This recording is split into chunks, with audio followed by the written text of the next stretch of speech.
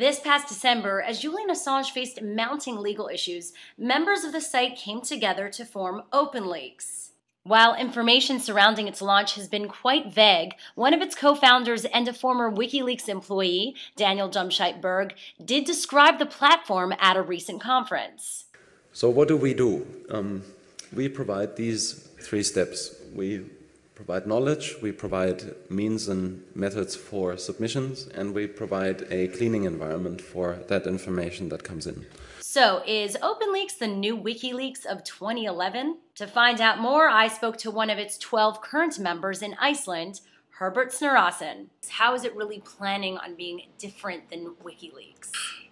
The main visible difference between Openleaks and WikiLeaks is that Openleaks does not intend to publish documents directly, but neither to publish nor receive documents directly, but instead to provide third parties with the ability to receive documents anonymously. The problem with WikiLeaks is that it tries to do too many things.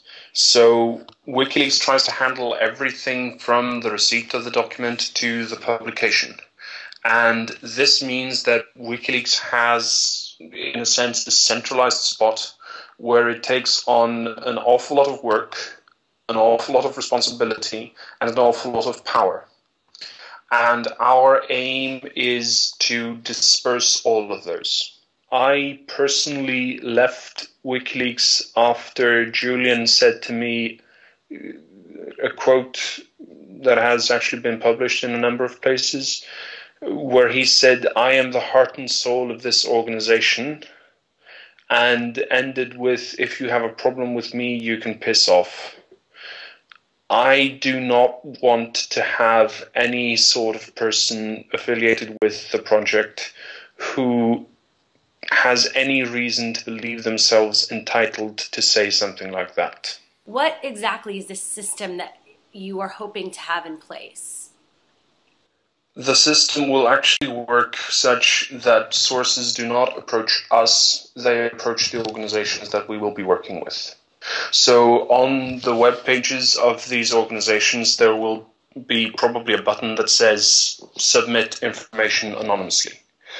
Once you press that button, you come to an upload interface, quite similar to what WikiLeaks used to provide. And any information that is published through that specific interface goes through the organization that it's associated with.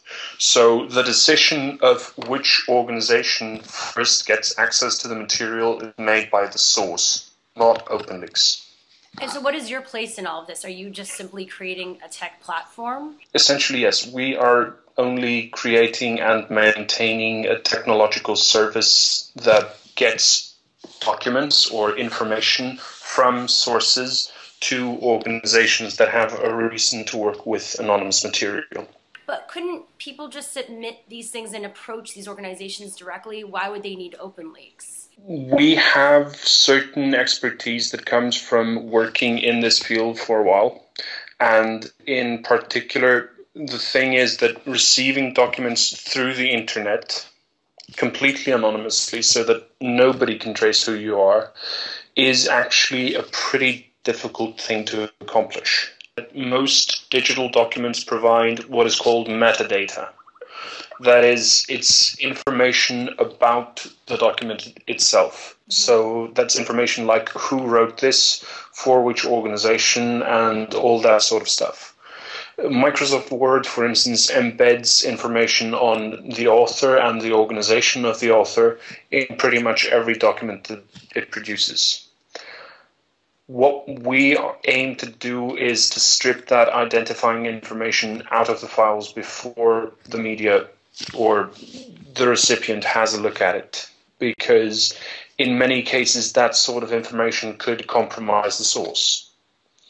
And this can be done more or less automatically, and it's really just a question of gathering technical information about how metadata is embedded in various different forms of documents. What needs to be understood is that what's going on is a movement that is considerably larger than what you see on the surface. It's like a hydra. You cut one head off and two new ones appear. And that really is the case with what's going on here. I want information to be generally available. I don't believe that organizations such as governments and corporations have an unlimited right to secrecy.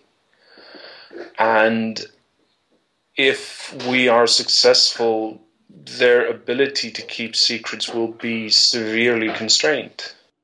Herbert told me that Openleaks plans to test out this new system with 5 organizations in the next 2 months and then ramp up to 100 organizations by mid-year.